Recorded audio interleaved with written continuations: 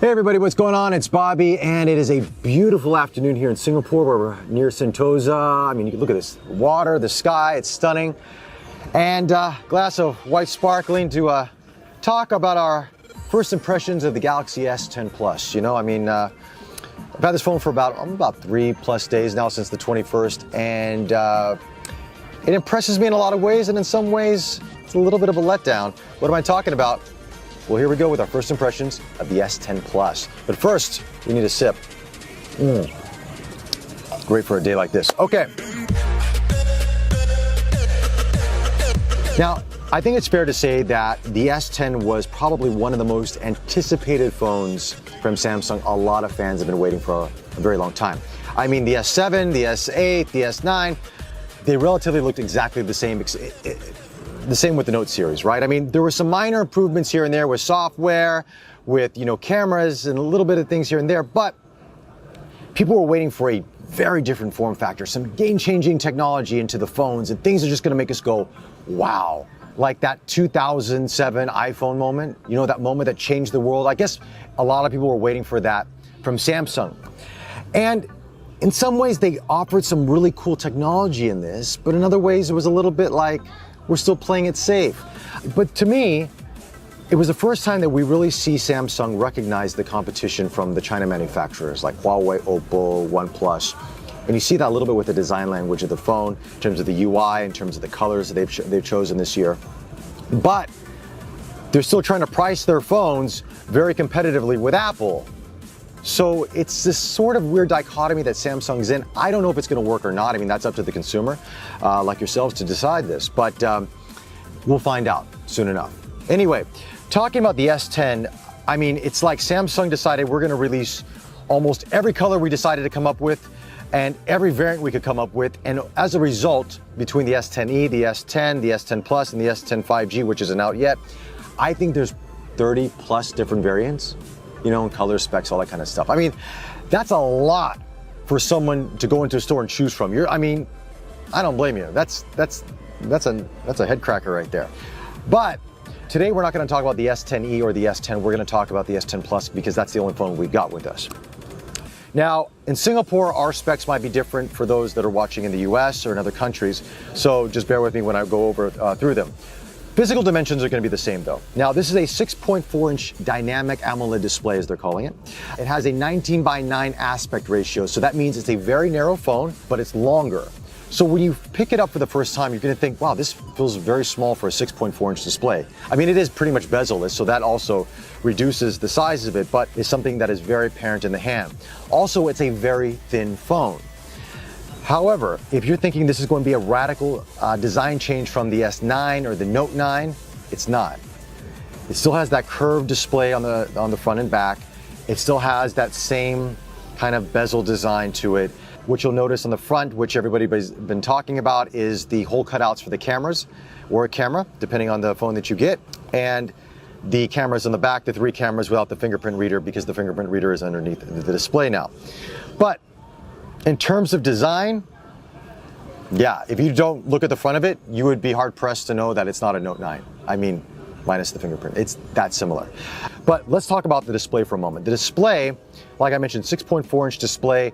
It is beautiful. Samsung makes, arguably, I always have a problem with this word, arguably. Samsung makes arguably the most beautiful displays on the market, and they've really done a tremendous job on this. It's pretty much bezel-less. The cameras that are in the right corner, they're really out of your way, and the way that Samsung does the wallpaper you've seen in various videos and photos, they really hide it very well. As a matter of fact, I've shown this to friends and they didn't know where the camera was at until I actually went to a white screen. So they camouflage it very, very well. Can't go wrong with it. Colors are vibrant, and they've actually put like this kind of blue light filter into the display, so it doesn't affect the colors that you're seeing, but it reduces that blue light that can affect people's eyes when they're on a phone or a computer for a long period of time. So I got to give Samsung credit for that as well. Okay, that's the display. Let's talk about the specs inside of this. Now, depending on the market that you're in, now for us, we get the Exynos processor. So you get the 7nm 64-bit octa-core processor or the 8nm 64-bit octa-core processor. I don't know why there's a difference, but Samsung has it for various markets. That's what we get here. In the US or other countries, you might get the Snapdragon 855, but they relatively are about the same in terms of processing power and speed. Storage-wise, the base Samsung S10 Plus will get the 128 gigabytes of onboard storage with 8 gigabytes of RAM. If you upgrade to the ceramic versions, you get 512 or 1 terabyte of onboard storage with 12 gigabytes of RAM. That's a workhorse. That's more than my laptop right now. That's kind of weird. Anyway, to digress. But yeah, those are the variants that you get with the S10 Plus. In terms of the cameras now, you get 3 cameras in the back. You get an ultra wide angle, normal focal length, and telephoto zoom. I think the maximum in terms of megapixels is about 12 megapixel on all these, so it's not going to win the megapixel wars out there, but Samsung has done a lot of improvements on the camera, which I'll talk about in just a bit. On the front of the phone, you get a selfie camera as well, 10 megapixel camera, and you get a secondary camera, which is also an RGB depth sensing camera for portraiture and so forth, like that. And it allows you to do wide or normal focusing. Okay, headphone jack, USB-C charging, fast charging on it. It's the same with all Samsung phones as it was before. No big differences. And battery life, of course, is 4,100 milliamps of battery power in this. So it should get you all day, no problem at all. Another new feature to the phone is actually the fingerprint reader. Now, it's no longer on the back of the phone, it's actually underneath the front of the display. Now, we've seen this on other devices on the market, but what Samsung has done is added some new technology they're calling ultrasonic. Now, what this allows, according to Samsung, is a more secure unlocking process, and it also allows you to unlock the phone when the screen is off, granted you put your finger in the right place. Now, in real-world usage, I can't talk about security because that's kind of hard to gauge, but I can say that it does work when the screen is off. But the unlocking process is not as fast as I thought it would be. Sometimes it has a hard time reading my finger the first time out, or if my finger's wet, it can be a little bit picky. But it is what it is. It works relatively well, and this is the way Samsung wants you to unlock the S10 and the S10 Plus. Okay, done with the specs. Sip of wine. We get into what I like about it. I need more of that. Okay, first thing I like is One UI. It's a new user interface. Now, this is different from TouchWiz. TouchWiz is gone. Good or bad, it's gone. One UI has replaced it, and it feels more stock Android, but it still feels a little bit more, has that Samsung touch to it. What I have liked is that Samsung has used One UI, and they've kind of built this around larger display devices, so you don't really have to stretch your fingers out to the point of hurting yourself where you have to use 2 hands. You can virtually use 1 hand for this phone for the most part, in terms of accessing the drop-down menus, in terms of accessing different things on the phone. It's really easy and understandable, and it's much more streamlined. There is one aspect of One UI that I don't like, which I'll touch about the things that I don't like about the phone later on, but for the most part, it is a big improvement. Another thing that I really like about this phone is the cameras. Now, I have always been a very strong critic of Samsung's cameras in the past. I felt like they were overexposed, too much overprocessing, colors didn't feel natural, there was a lot of hype, but really just didn't see the performance in it. They were decent cameras, but not wow, okay? Samsung has really upped their game. Now, if you have used a Google Pixel 3 or Google Pixel 2, you will see that Samsung has probably studied Google, and the pictures really have a sense of that Pixel-like image to it. Now, I don't want to compare phones just yet, but just in terms of describing how the images look, they have more contrast, more detail, color balance is better dynamic range, it's not overprocessed, not overexposed. It really feels like a much more complete camera system. And then with the 3 cameras as well, I like how the user interface is, so you can go from ultra wide angle to normal to telephoto. It's by 3 trees, 2 trees, 1 trees on the UI. I love that the AI in it actually helps, besides just trying to detect it's food or if it's a tree or if it's a car. It actually has a feature called Best Shot, which is great for novice photographers that don't know how to compose their images. Basically what it is when you turn AI on, you put the camera up to whatever you're shooting, give it a couple seconds, then a dot will show and it'll go best shot, and it'll ask you to move the camera to where it feels is the best shot or the best composition for that photo. You move it, it automatically snaps the photo, and it works relatively well. Also, there is a night mode on this. I've tried it briefly. It's not a setting that you can manually select. It's built into the AI, so if you turn AI off, you won't get that. And it seems to work pretty good. I haven't compared it to the Pixel or to Huawei's variants yet, but we will in the full review. But it seems to work better than a standard night shot that Samsung's done in the past.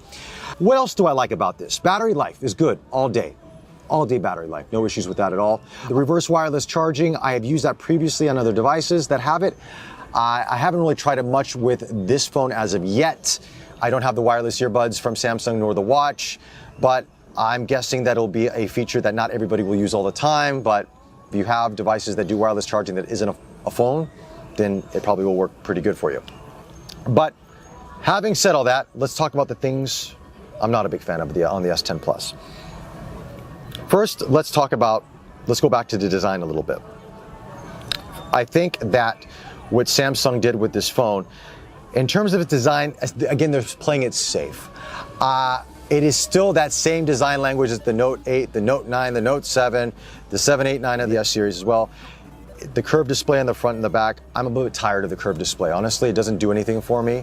I would rather have a flat display so I get more usable screen real estate, because with this curved edges, you actually really can't do much with them, okay? It might look cool and it might feel a little bit more ergonomic in the hand, but I would prefer a flat display. That's just me.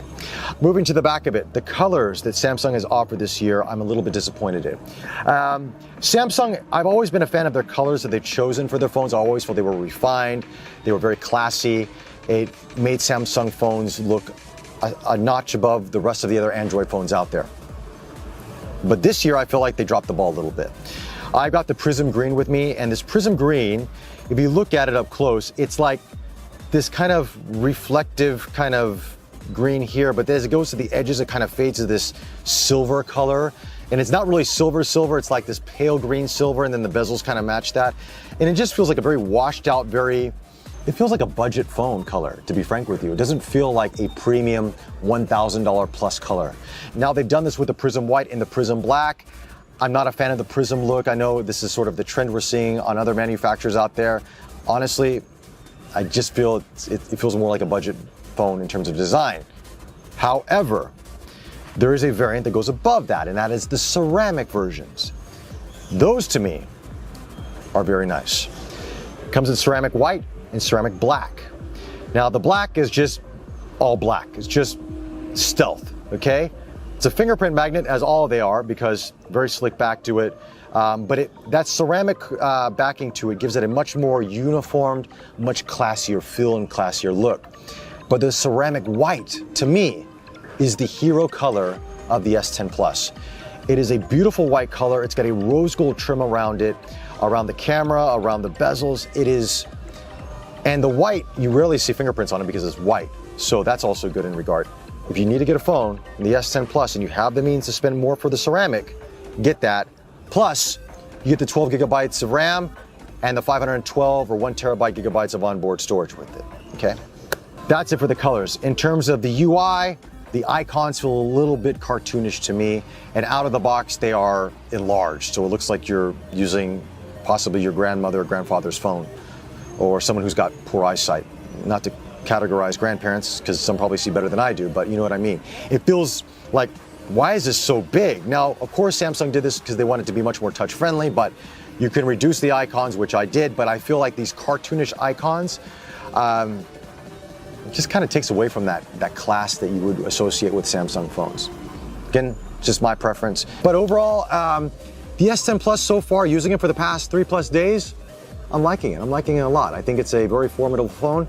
I think it's going to raise the bar for a lot of other flagships coming out this year. It'll be interesting to see what Huawei comes out with, what Oppo comes out with, what Google and Apple and all of them do. But I think Samsung has done pretty good with this. Anyway, that's my thoughts on the first impressions of the S10 Plus. Leave me your comments below if you like what I say, if you don't like it, whatever it is. Love to hear your thoughts on it. Subscribe to us on YouTube. We love subscribers. Follow us on Facebook. Until the next one, take care.